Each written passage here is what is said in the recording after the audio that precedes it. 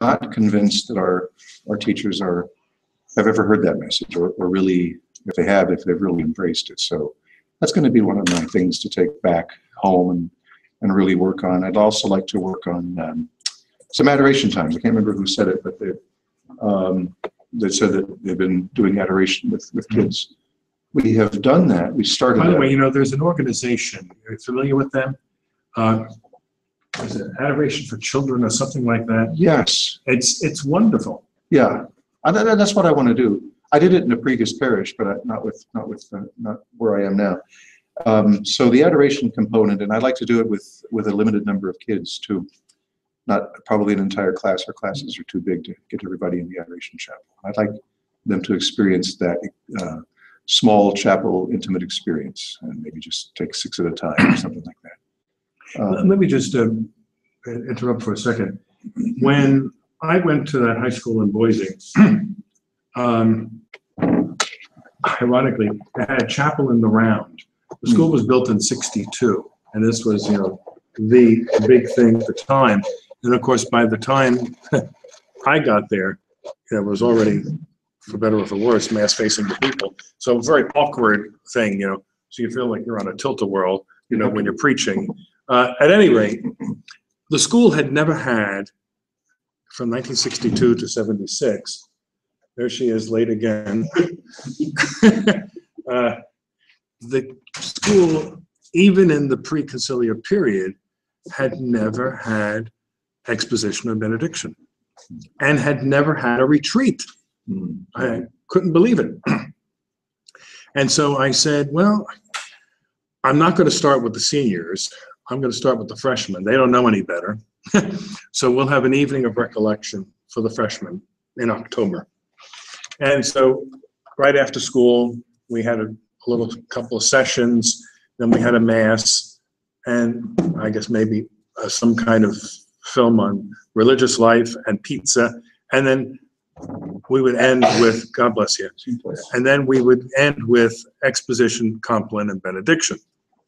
And I had 2 of the very popular freshman boys, nice kids, smart, athletic, as servers. And as we're kneeling there for benediction and singing the Tanta Amerigo, I see the kid on my right kind of, you know, quivering a bit. And the other one I hear, I thought, what's going on? And then I thought, I think they're crying. And I went on, you know, and then we get in the sacristy, and I tend to be kind of, you know, direct with kids, which in a kind of rough but engaging way, I think. And I said, all right, guys, let's help clean up, bring in the monstrance, bring in this, and so on. And when they came in, and I said, how did you like the evening, boys?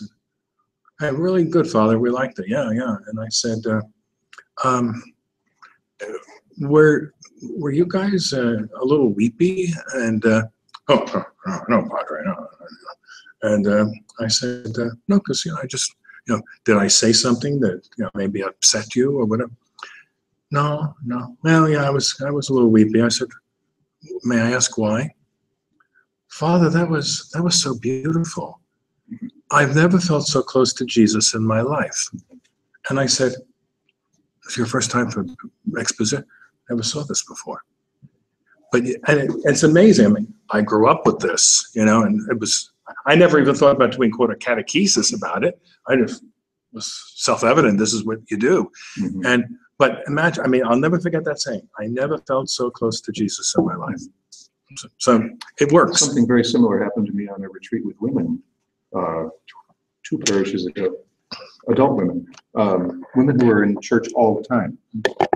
Their first experience of exposition and adoration. And I kind of walked them through it. It was kind of like a hands-on retreat, and I got similar experiences.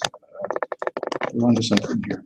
The other thing that, and I'll just be brief, is the religion and science bridge that has to happen. We have so many of our kids who lose all faith once they hit high school, and even go to Jesuit high schools for us, because of, usually that's the reason. And I'd like to equip them with as much as possible beforehand. And this book, this Faith, Science, and Reason, looks like a really good one. That's why I asked you about it. Is this applicable at the middle school level? So very good. That's it. Okay. Thank you. John?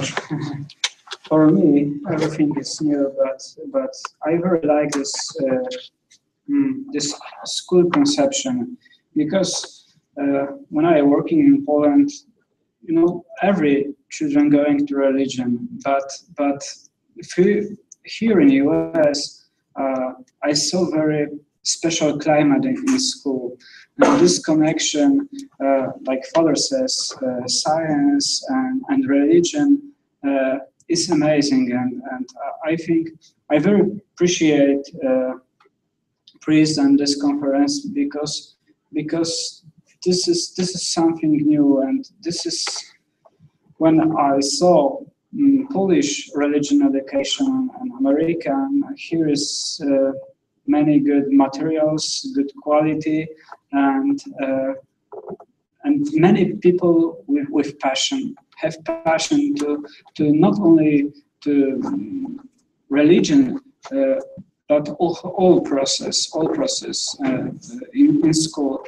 And yes, for me, all in this conference is in some part very new, and some part this is refresh, because in seminary we have many hours special course, because every priest going to school and have lesson. We in Poland we have only religion, or in some school Latin or philosophy, but yes, this is very good time for me. When I went to Lithuania, after, of course, the situation in Lithuania was much worse than it was in Poland in terms of the church, and but I said to the Lithuanians, because some of them were talking about, well, let's return to the system we had of the state schools and the priests came in to teach religion, and I said I'd be careful of that, because the day will come, and you know, Eastern Europeans have sort of held the line on things reasonably well. I said, but you know, the day could not be far off where the state is going to say no more religion classes, and you have to be prepared to have your own school system. And there's a wonderful professor at Lublin, layman, head of the philosophy school, Piotr Jaroszynski. Yes. And he and I were at a conference together. He invited me to a conference in Barcelona some years ago, and we had a lot of time together.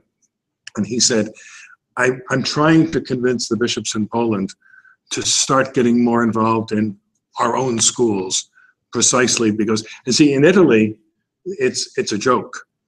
There is religion in the class and in the public schools, and the priests go to teach, and the priests get a good salary from the state for doing it. But it's terrible, and the kids are disrespectful.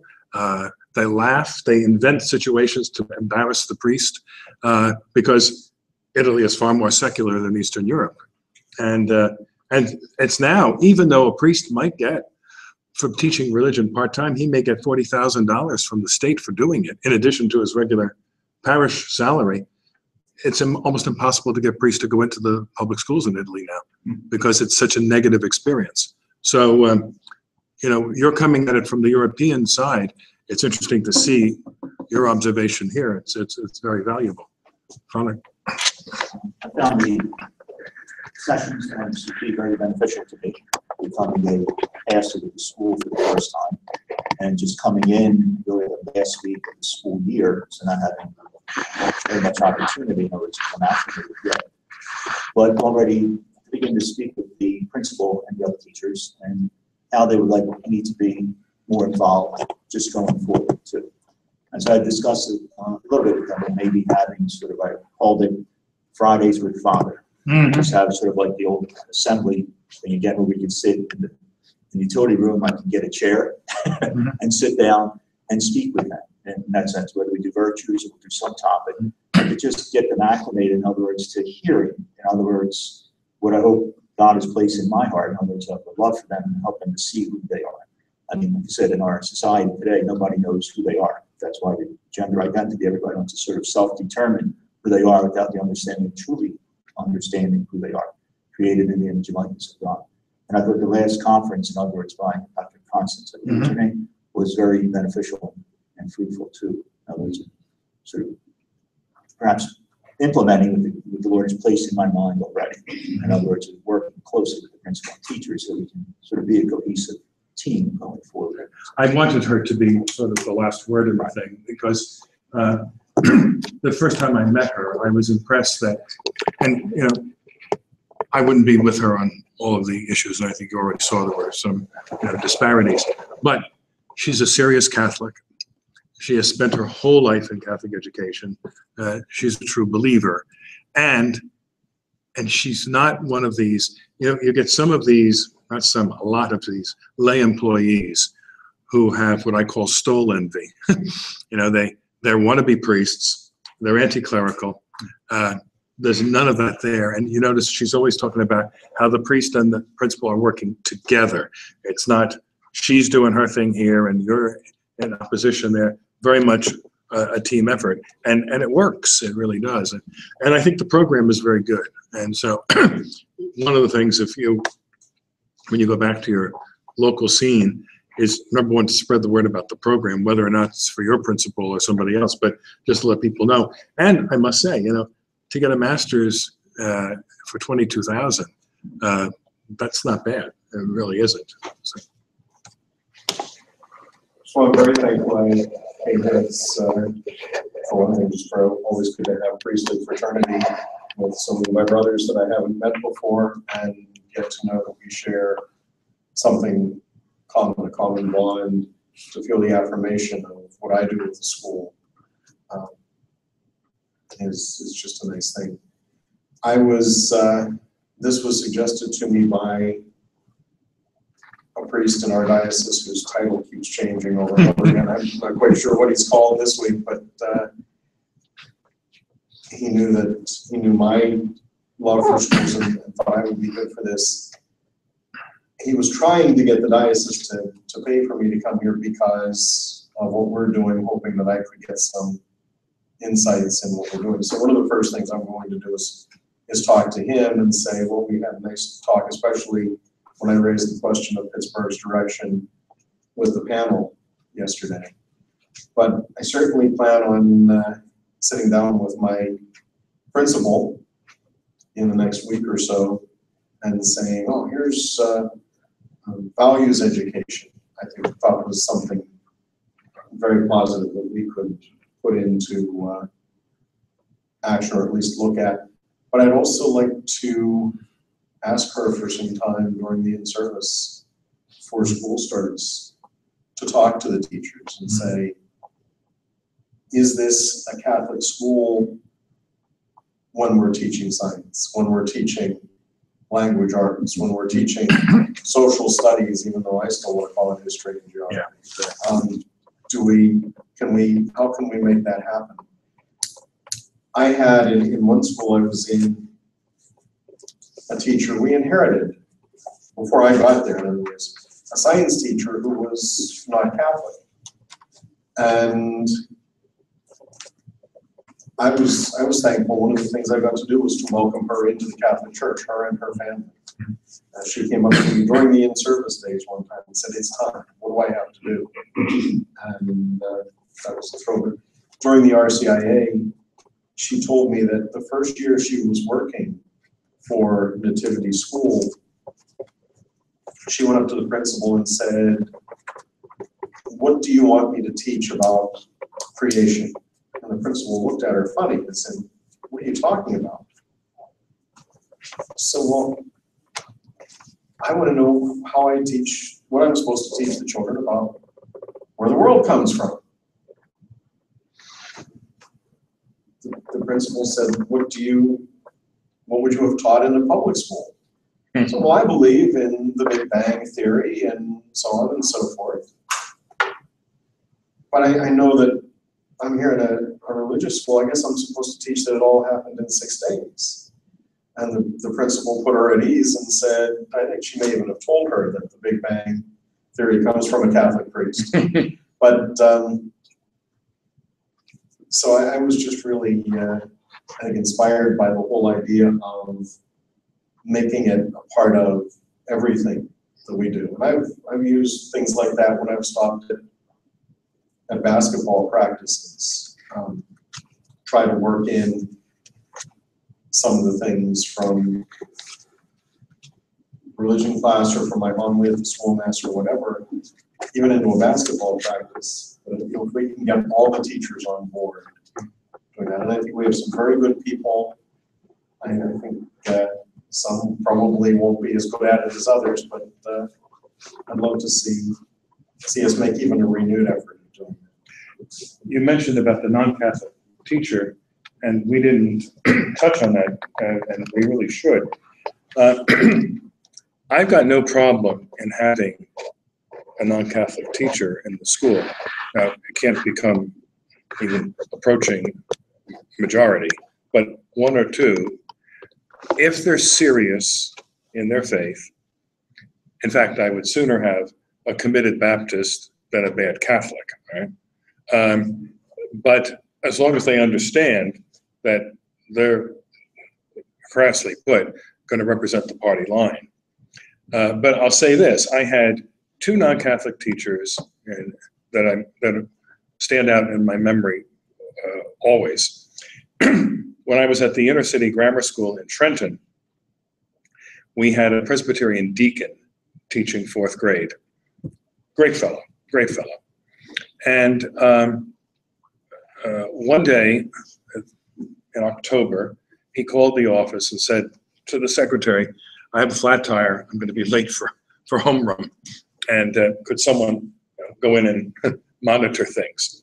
And so the bell had already rung, and the kids were so well disciplined, they had already started morning prayers on their own.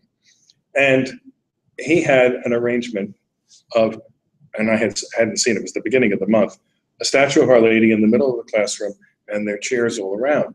And all the little kids are kneeling around praying the rosary. And so when he came in, it was probably about the fourth or fifth decade when he arrived, and he said, are you okay? I said, yeah. I said, I have a question for you.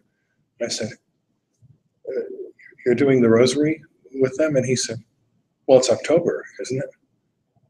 And I said, yeah, but you're a Presbyterian. He said, yeah, but I'm teaching in a Catholic school. And now, eventually he became a Catholic. In a high school, we had a woman who self-declared agnostic, who was the chairman of the English department and the senior class moderator. And when I had announced at the beginning of the year that the seniors were going to do a 3-day closed retreat, and got pushed back because, again, they had never had retreats there, and got to be a couple of weeks before the retreat, and a couple of the mothers said to me, are you aware of the fact that Mrs. So-and-so is making calls to the parents about the retreat? I said, what kind of calls? Well, that this is very important, and let's make sure that the kids are on board for this and that there's a proper attitude. And I said, wow. So I saw her in the hall and I said, hey, Betty, I hear that you're making calls about the retreat. And she said, mm-hmm. And I said, you're really getting on board with this? She said, Father, it's a Catholic school. And she said, if you say this is important to make these kids better Catholics, that's my responsibility to do it.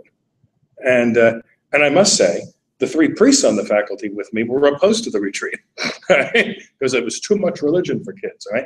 But the agnostic woman was on board. Now, ironically, her son, who was in the school, became a Catholic in his junior year. While I was there, she never did. I don't know whatever happened to her. But simply having a non-Catholic does not necessarily harbor the possibility of a problem.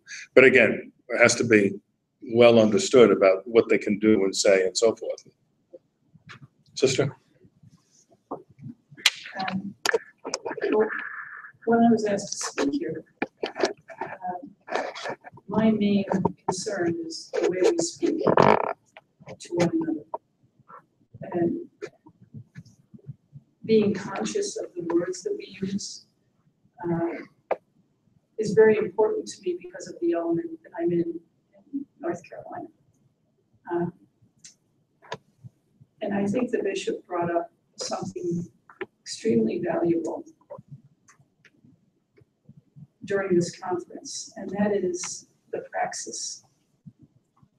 If we, and I don't think the truth needs to ever be apologized for, but if we organize our curriculum in such a way that we, and this author that was mentioned earlier wrote a text called I Man, and he advocates in that text to bring philosophy back to the high school, even the grade school, because not just our young people, but adults do not know how to think. And if you don't know how to think, how can you act properly?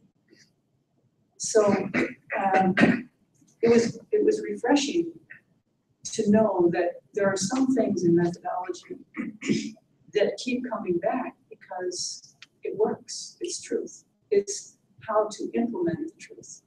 And as Pope Francis says, go from the head to the heart to the hands. And that's always been a concern of mine. James chapter 2, he talks about the words and deeds, but it's just part of education. My students sometimes say, Sister, why can't we just have knowledge for knowledge's sake? Well, because knowledge is for something. You just don't learn something and keep it inside. And also what was valuable was the virtue program, the whole idea of virtue.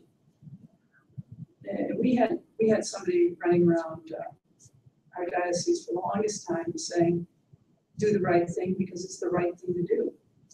Well, I can never get my head around that in philosophy, and I can't get it around now. We do the right thing because that's where happiness, that's where joy is. And when we do the right thing, it's like cutting along on a hot day and finishing it, and you feel absolutely satisfied. So that's why we do the right thing. So thinking, teaching our young people to think again, and then that is Father of the Word, and of course, then the deed follows. So I've appreciated being here and listening to the conversation and being feeling quite comfortable. I didn't know I was going to be the only woman that actually stayed. So thank you for that. Thank you. Probably the first part, the history, it was very reaffirming of the Catholic schools and what you gave us. I think was very good. Also reaffirms what I've been pastor at a Catholic school for starting my 10th year, and before that I worked in the Children's Hospital. So I've always worked with ecumenical, and actually the school I have, 40% are Hindu and Sikh, and they learn faith, they learn. Do you allow the Sikh boys to have the sword or whatever? They do. We are the first child that came with his, it's not a turban, they have a name for it for children. Sister said, we don't, that's in the handbook, headgear is not allowed. And I go, no, sister, it is allowed, it's religious. Yeah, but they had the little sword in there. No, we don't have a sword. Okay. But it's only like sister, like a Felician sister would do, it has to match the uniform. We want no bright colors on your head. So I go to parents who are like, that's a deal. So, but I have to say that when I came there, they were doing before I went to the pastor's there 36 years, and he was stuck in the 70s. So they would do like the children's mass. The kids would not kneel during the Eucharist, so of course we stopped that right away and said no, during. They could come and sing on the side, but once we start the Eucharistic prayer, Holy, Holy, they're kneeling. They're learning, how to go to church. And then I introduced Latin, and Sister didn't think the children would like the Latin, and our children sing Latin beautifully. And over the 10 years, sister who disliked me for 2 years, because she was with Monsignor for over 30 years, we are very close. And she just had a bout with cancer. So we became extremely close through her surgery and her treatments. But the main thing is my brother priests who are very anti-Catholic school and call them Catholic school and religious schools. And our kids should be in the same school and stuff. It hurts me to hear that. And it hurts me to see that a lot of my brother pastors, about 2 years ago, I had to have lunch with pastors and principals who weren't getting along, and more or less say to one of the pastors, actually, where you're going now, okay, he came in wearing a dress shirt, and I always ask, did your housekeeper not do laundry today? Because you're not wearing a Roman collar. Oh, I don't wear this. And I go, well, anyone who's assigned to my parish knows that as long as you're working and it's a school day, you wear a Roman collar. And I always go up to the 8th grade because we still have shirt and ties. And I say, gentlemen, if you ever see me without this collar on properly, then you have the right to take your tie off. I go, but you'll never see that. So I want, you know. Well, I had a policy in my high schools in the contract that sisters had to wear a veil. And one of the nuns said, well, when we see you without the collar, then we don't have to wear the veil. And one of them said, I have an idea that hell will freeze over first. But I think that's so important. And one of the assignments I do with the Hindu and Sikhs is they have to share their faith with me, since they're learning my religion, the Catholic religion. And we had a young man, he's in a Catholic high school, and he actually compared Hinduism and Catholicism and did a whole year of paragraphs on this. And it was really very, very beautiful, right down to our pre-Kers going home and the mother saying, my child came home and said, you know, we're really Father's children. And she goes, why are you Father's children? She goes, because he walks in every morning and he says to us, how are my children today? And we all say, we're fine, Father. Well, just be careful. So I said to the parents, I don't pay college education. But the other important thing on my job is the finance. I was very impressed with the gentleman that said here about the vouchers and all that. One of the things I did for my 25th anniversary priesthood was start the first endowment. I feel that I worked with a pastor, God rest his soul, who felt that if a child wanted to go to Catholic school, he will find a way for them to go. Exactly. So tonight I got dinner in New York with a woman from Wall Street who, her and her husband, would give a check for tuition for a student. And they wrote the check out, and they were from Michigan. And I said, oh, this is very lovely. I said, but our tuition is $5,000, not $4,000. Well, why don't you just tell me that? She ripped up the check and she goes, give me another check to her husband. And she wrote the check for the $5,000. I go, God bless you.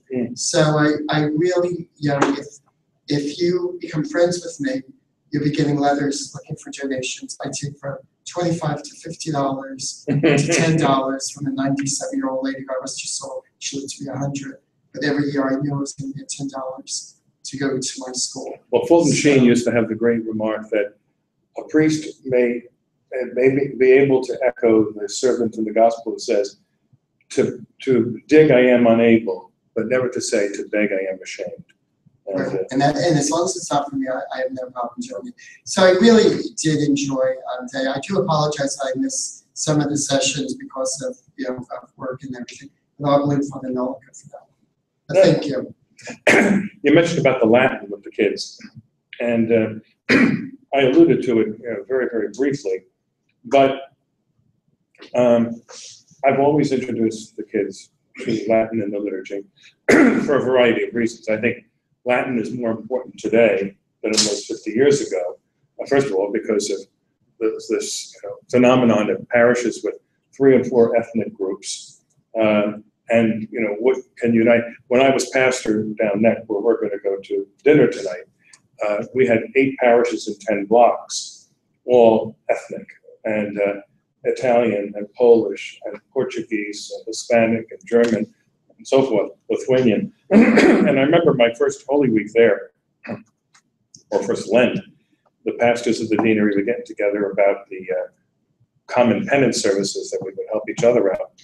And they then started to moan and groan about how they're horribly not looking forward to Holy Week because everyone had his own original ethnicity in the parish, plus then the arrival of the Portuguese in the 70s, and then the gringos or whoever they were. So you had at least 3 language groups.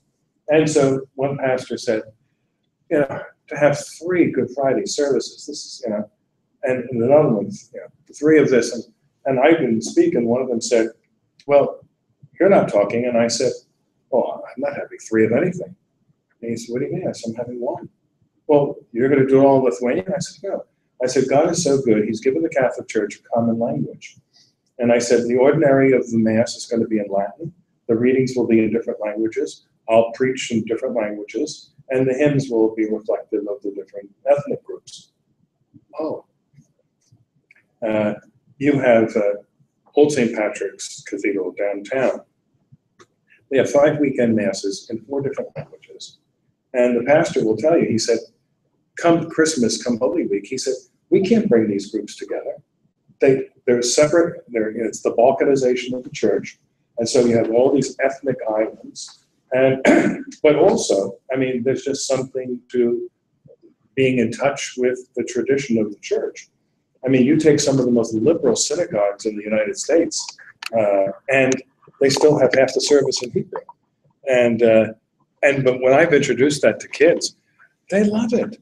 You know, I start with something simple like a Kyrie.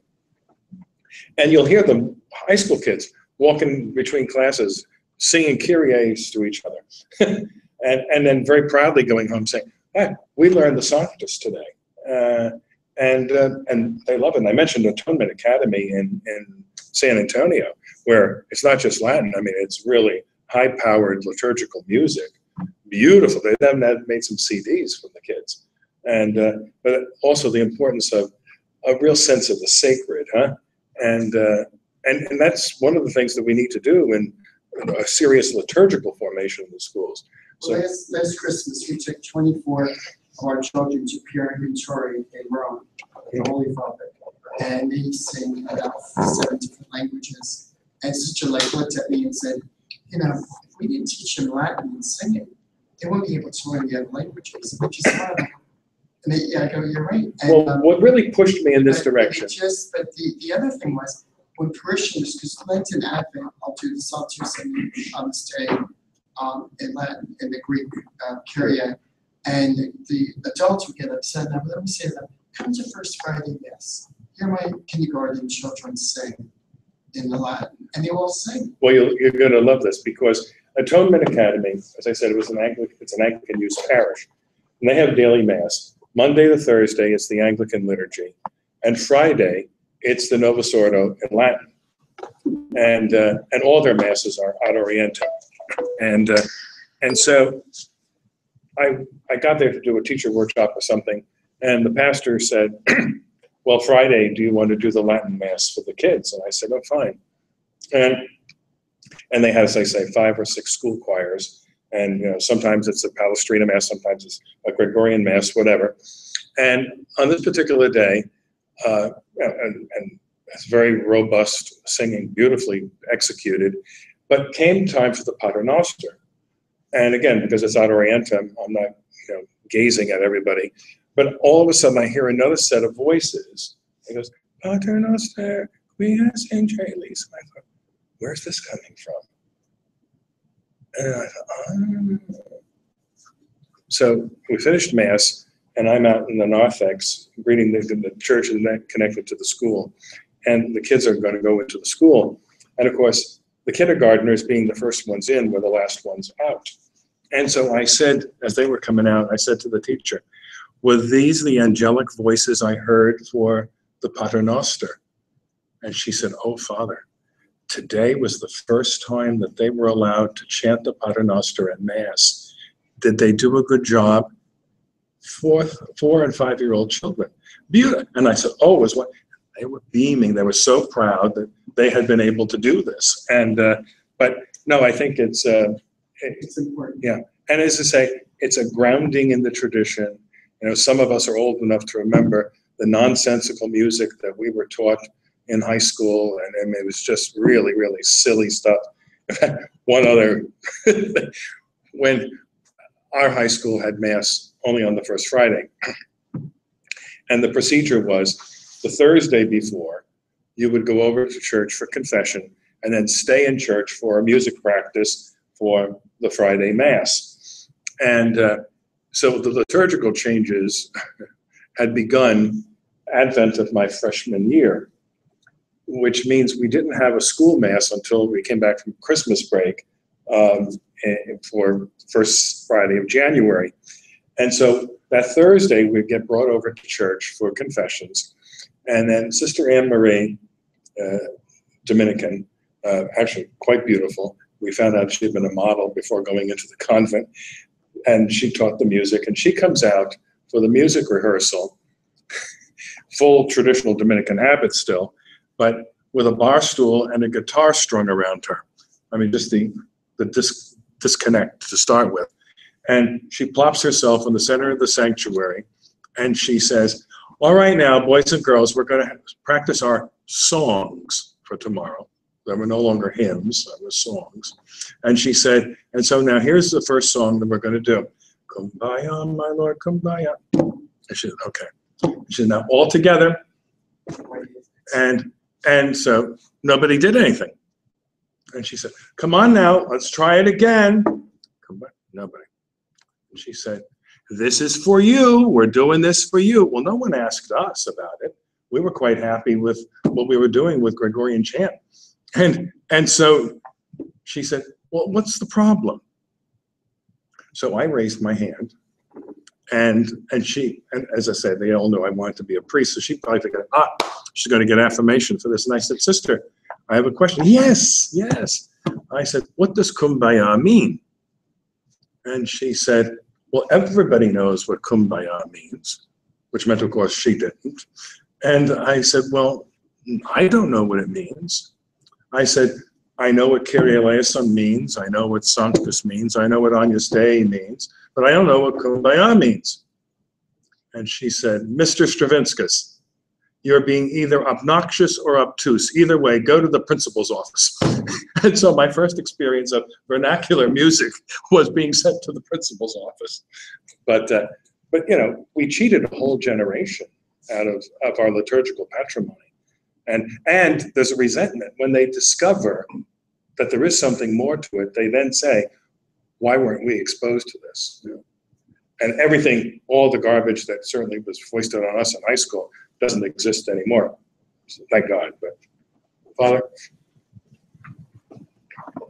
The seminar was definitely very efficient. I can say that I learned something.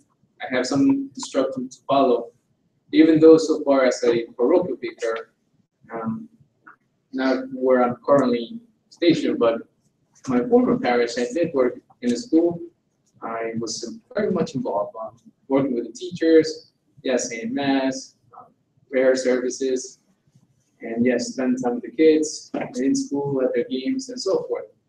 But one important thing that definitely was a reminder and to reinforce the whole idea about give them Christ and everything will go into place, no? But that's our mission, no? From the very beginning. As Catholics, baptized Catholics, now as religious, is to rejoin that mission of Christ, to bring Christ to others, to live Christ, to teach Christ to others, and help them to do that. So that was a very good reminder, but it definitely reinforces the fact that and for me, that I have to do that when I have another opportunity. To reinforce it, yes, in the classes, of course, in the curriculums, in the preparation and the plans that the teachers, the principal will have for the rest of the year. So that was definitely something very important. That was it was a reminder, it was reinforced, and I definitely now I know that if I ever have a chance to be a pastor with the school, where I can go and find help, which is one of the things that we can always count upon, or that we need to get this mission going, especially when we're going to be dealing with the teachers, parents, the community, and so forth. there's definitely plenty that I can use later on. And for the minimum time, as a parochial vicar, I can definitely practice what I can do just by the presence of being there in the morning, in the afternoon, going to the games, getting to meet their parents, joining them en masse if possible. But definitely something very important is just give them Christ, keep the mission going, help them to see the vision. You mentioned the games, and this is something that I would, when I was pastor in down neck Newark, we didn't have a school, but across the parking lot, across the park from us, the Felician sisters, and then the Filippini sisters had schools down there. And first of all, I had a policy. Every child in my school had to be in my parish had to be in a Catholic school. No homeschooling, no public school. And if finance was the problem, bring in your IRS form from last year. And if I'm impressed sufficiently, the parish will pick up the tab on it. But so all of our grammar school kids were in Catholic school. And if the kids didn't go to a single-sex school for high school, they went to Queen of Peace in North Arlington, which was a co-ed school. And it was very good, very, very good. They had a Christian brother, was the principal. And my head altar boy was a sophomore, I guess, at the time. And very often the kids would come, if I wasn't teaching here on a Friday, they'd stop, the school bus would drop them off right in front of our place. And the kids would come into the rectory and say, what happened this week at school, at the high school? And so one day, Tommy comes in on a Friday around 3:30. And I said, how are things? I said, by the way, don't forget, we have an altar boy rehearsal on Saturday for Palm Sunday. And he said, well, I don't think it makes sense for me to come to the rehearsal. And I said, why not? He said, well, I'm not going to be there on Palm Sunday. And I said, well, where are you going to be? And he said, well, we have a basketball game at 10 o'clock on Sunday. I said, you have a basketball game from a Catholic high school on a Sunday morning? And he said, yeah. I said, and as I say, the brother principal was excellent. So I said, sit down. And so it was 3:30, and I thought, I'm going to try this anyway. I called the school. I said, Brother Stephen there? Speaking. I said, Brother, Father Stewart. I said, Father, our best friend in the Ironbound, the best priest in the Ironbound, always supporting QP. I said, well, until today. And he said, what do you mean? And I said, I've got Tommy Stramara sitting here, and he tells me he's got a basketball game on Sunday morning. Ridiculous. He said, we have no basketball. We have no games on Sunday, ever. And I said, Tom, get on the phone with brother. He said, oh, brother, we got a game against, he said, Tom, put father back on. I guess on. He said, sit tight, would you please? I'll be back to you in a few minutes. He called back. He said, we have no game. I said, what? He said, I called the coach. He said, I can tell you what happened. A game was snowed out. They rescheduled, and they rescheduled it for a Sunday. And he said, and I told the coach, no. He said, well, then we'll lose our place in the tournament. He said, that's your problem. He said, we don't do that on Sunday. We don't compete with mass. All right? and that was it. But the principal himself didn't know what was going on. Someone had, done an end run around him. And so, I'm a big fan of having the priests and the nuns go to kids' games and everything. But also, let's make sure that they're at the right time in the right place. What else? So what I learned about the history about the schools, our Catholic schools, that was definitely completely new to me. I cannot remember even in the seminary hearing about it. Something very important that I already noticed, but the relations, as we just recently heard, relation is so important indeed. And this is going back to the first presentation that we had, administrators and priests.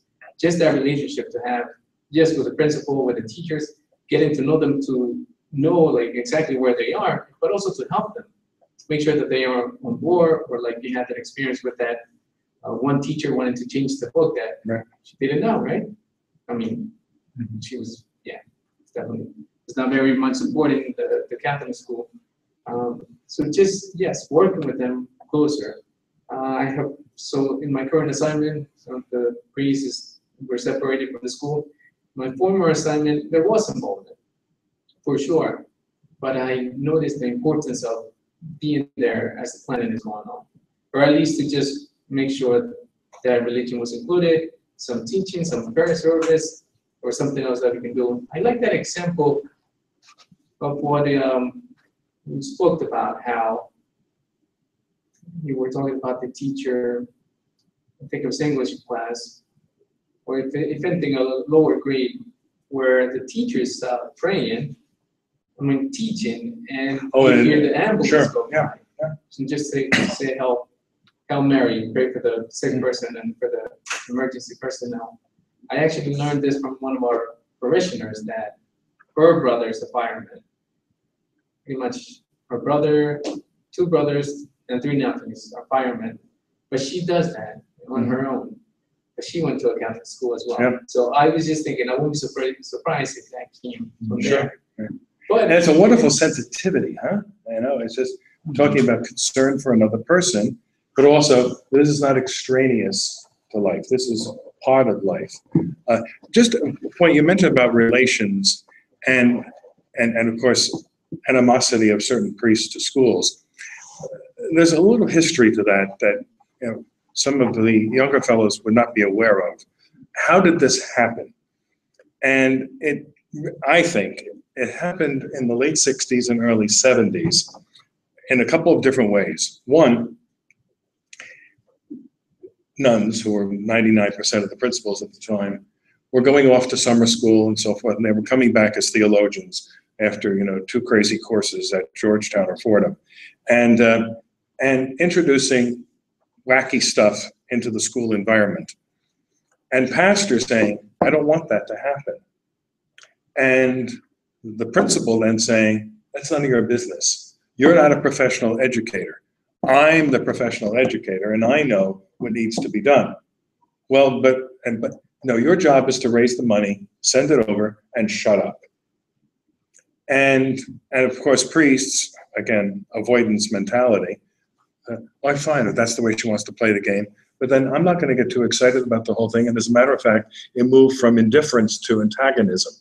And so very often what you find is priests who are 65 and older have a strong animus against schools because a lot of them were very badly burnt. I blame them for the problem, for not doing what they should have done.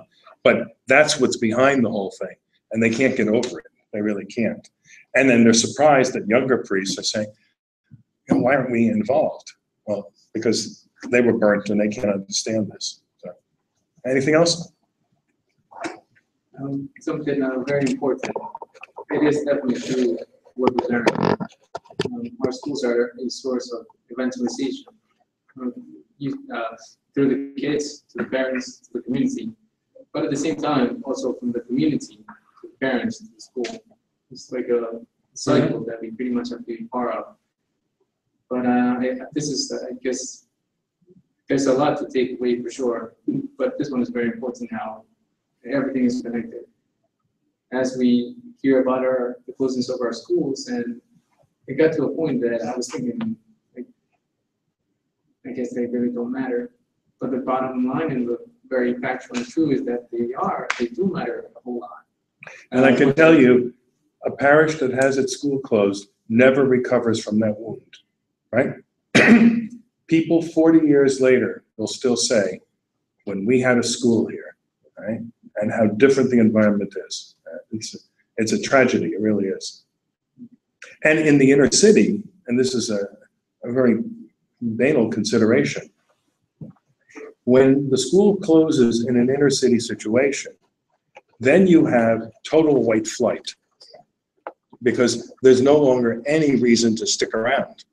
And then what happens, of course, the school closes, and guess what? 2 or 3 years later, the parish is gone too. And but a great cement, and there's a whole book, I don't know why I didn't bring it, but there's a whole book on the role of the Catholic school in the inner city for social cohesion. For social cohesion. Forget about internal church stuff. So I think So for many, many years, I've been involved in the ecumenical, still at the present time I am, as the representative of the Vatican to the Anglican Catholic dialogue. And one of the most important things in ecumenism has been, for the Catholic role, has been a responsibility for reappropriation of the fullness of its tradition, and to be able to do that in collaboration with people from other traditions as they go back to reappropriate their traditions. And over time, there has been an interesting development in the methodology, which I think became very important in the dialogue on the relationship of the Church Catholic and Anglican understanding of the place of Mary in the Church. And that was to begin to go back in this process of reappropriation to say, yes, for 1,500 years, we all had the same kind of understanding of the mystery of Mary in the Church. And we had a common language, we had common symbols, and we had common hymns. And so then we have to see, okay, what happened when we were separated? So for 500 years, what did each of us do in relationship to understanding the role and mystery of Mary in the Church? And in that process, each community has to say exactly what it did in order to be able to say how it continued the original 1,500-year tradition. And in the Anglican tradition, and by and large, the Episcopal Church in America is almost completely outside the Anglican tradition at the present time. There are no representatives, for example, of the Episcopal Church in America on this committee, the Vatican, OEC, and Canterbury. They went back and we did a system of being able to say, here is the way we started to talk about Mary after we separated. And one of the things that was always a great problem for the Anglicans and for Protestants in general is, why does the Catholic Church have, during that 500-year period, two doctrines on Mary? And because doctrines are understood, and indeed not just doctrines, but dogmas, these are understood to be very, very self-defining and separating among the Protestants. So they say what they had done, and then we say, yeah, well, what did we mean by what you said? And what did we mean by what we had in our dogmas? And so what you find is, in the reappropriation of the whole of the tradition, you see that yes, they still believe in the Annunciation. They still believe in the Assumption of Mary. But we have these different ways in which we have formulated it. And then became the interesting way of how you have to help those who can't reappropriate that tradition in these different forms to be able to do so.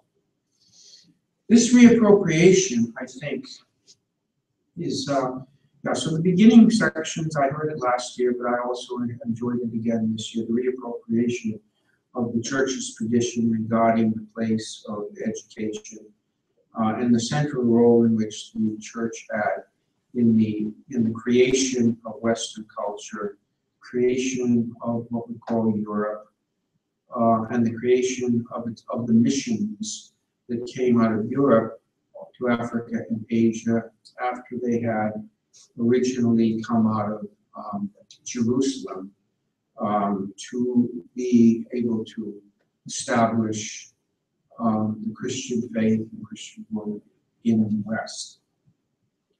So this matter of reappropriation of the way in which education and missions and so forth takes place, to me, is always very important to me here, because it shows that we have an ancient tradition that goes back to really the very beginning in Christ as teacher. So that's always important to cover, it seems to me. The second thing, as Brother Martin just said, we started talking about the schools really as centers and foundations for evangelization in our own time, and thus, in a sense, resonating evangelization through young people, through this kind of evangelization as a kind of an awakening of the mystery of Christ for those who are members of a baptized community, and how they become invited and are guided into that community through grace. And so they become, indeed, as Brother Martin was just saying, the children themselves begin to become little agents of invitation to older people, to their parents. And I was listening, very interesting to listen to the conversations about the people in the schools who are not Catholic, and how much do the children in the schools, by their faith, by their prayer, and by the way in which they begin to strive for virtue, give an evangelization to those who aren't Catholic, but who are being taught by people who see them every day. And what transformation is coming through this grace? So you already see, even in a school context, that the evangelization that is going on within and for the children is becoming already an evangelization beyond the children into their world. And this is, I think, a very extraordinary thing in the way in which we need to remember the crucial nature of our time, because in the re-evangelization, we have to remember that those who are being drawn into the faith at the present time, and being drawn in ways different than we were, because they're really being drawn in more in the context of helping them to find ways to name some of the graces, to name some of the moments in which they experience the sense of God's presence, so that they can tell you, I never felt so close to Jesus. And this is so this is the sense in which the importance of the human self, human subject, is I think much more drawn into that relationship of the person of Jesus as subject to the subject of the person, the child. The other thing that I found very important, yes, I agree also about the camaraderie and being together with people who share a common vision and a common hope and so forth. Great. I also found very important Kyle's presentation on the development of leadership. I think it needs development, but I think it's a very important issue for us, because we need to find ways in which the younger people, as they become evangelized, also are open to becoming leaders. And who are leaders who can be truthful, but be truthful in charity, and who can be able to recognize goodness when it appears, not necessarily in always in Christian terms, but in deconsidered contexts. They can recognize natural virtues as well as supernatural virtues, so that charity that comes from the supernatural virtue is able to acknowledge the goodness that comes within the framework of those natural virtues. So what I'm concerned about bringing back is, I have to once again talk to some of the priests in the Archdiocese of Boston and see if we can get somebody else to come next year. And then secondly, what I've been doing is working with some of the young priests, particularly on the issue of evangelization, of course, and the importance of the way in which they are teachers and that they also participate in the schools like all of you. So, yeah, it was very nice. I thank the bishop 2 years in a row to take a week out of his time each time to come and be a part of this. He mentions about the evangelizing power of children at prayer. I've seen so many times when the school mass is on a parish schedule, how people love to come. And they say, it's so beautiful to see these little children praying. And it reignites in them a memory of what it was like to be innocent and in touch with God in a far more intimate way than we've ever been since. And but I mean, sometimes to the point of people crying. And I've sometimes done, bringing kids on what I call my tour of Catholic New York. But I always say, I want the kids in uniform and all for a number of reasons, but also for evangelization purposes. And it's amazing. You're walking down Wall Street and people will stop and say, oh, I went to Catholic school. Seeing these little kids in the uniform, it brings back such beautiful memories. And you can actually even see people starting to cry.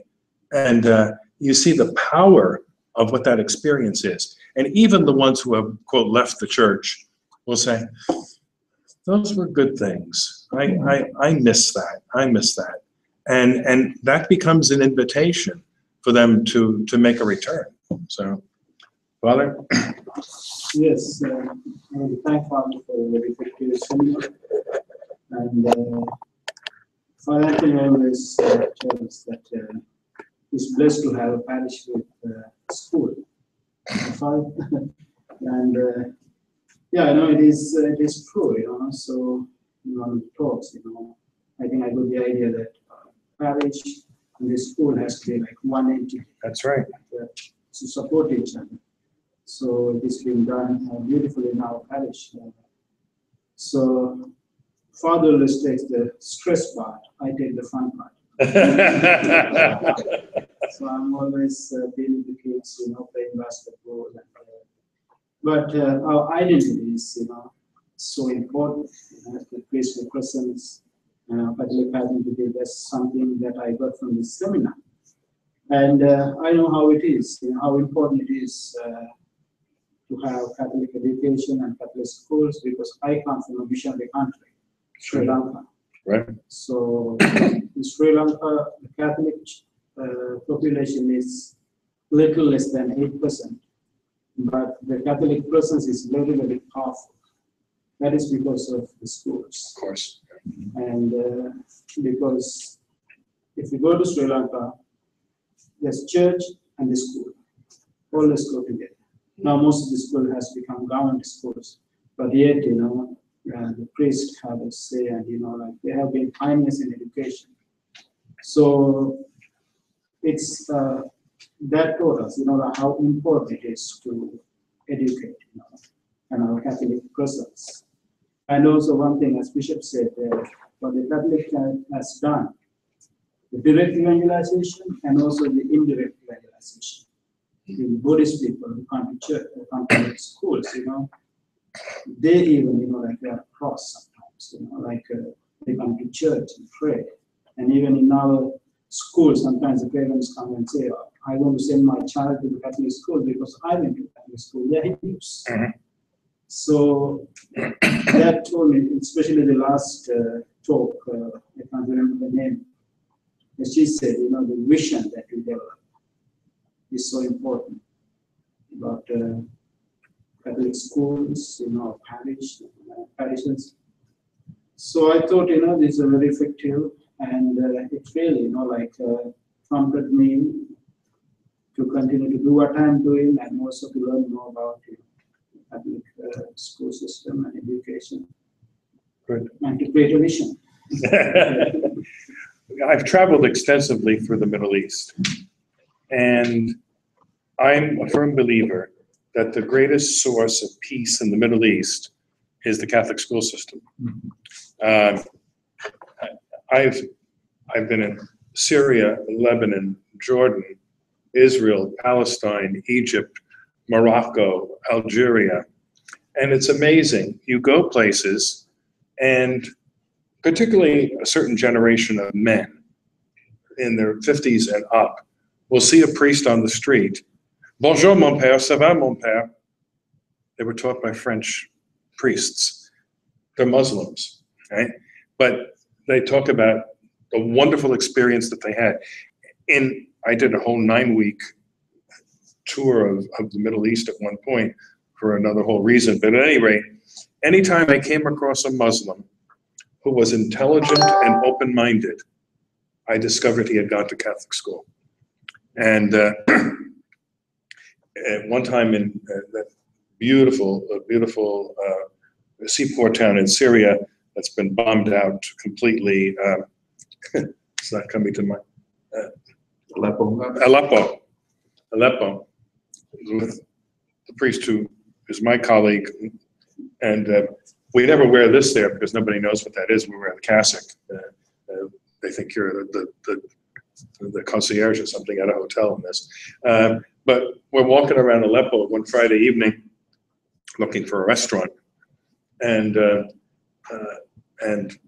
I have a few standards for restaurants. They have to have cloth napkins and wine, and so we're looking in dishes. This was Friday. We wanted obviously fish, and we looked at one place. And I said, "This looks awfully nice," and we went in, and the maitre d' looked at us, and he said, "Oh." And so Father Nicholas said, "Do we have to go to confession to each other? Is this the end?" and he came back, and a very burly man came back, and he said, "You're a Catholic priest?" I said, "Yes." "Well, you're very welcome here." And he said, "I went to Catholic schools, and I'd like to give you a table right at the seafront." And he said, "I presume you want fish today?" And he said, "With your permission, I'd like to cook for you myself." And so, and he said, I presume you want some wine." And so he came with the wine, and he said, "Yes, as I told you," he said, "I had the Notre Dame sisters for grammar school, I had the Christian Brothers in high school, and I had the Jesuits in college. The Jesuits in the Middle East are pretty decent." And he said, "And my boys now go to Catholic school." He said, "They have some of the same nuns who taught me." And so he's gradually, serving the courses and so forth. And I said, he said, "By the way, you'll be happy to know perhaps that my 7th grade son now wants to become a Catholic." And I said, "Well, what do you think about that?" He said, "I think it's wonderful."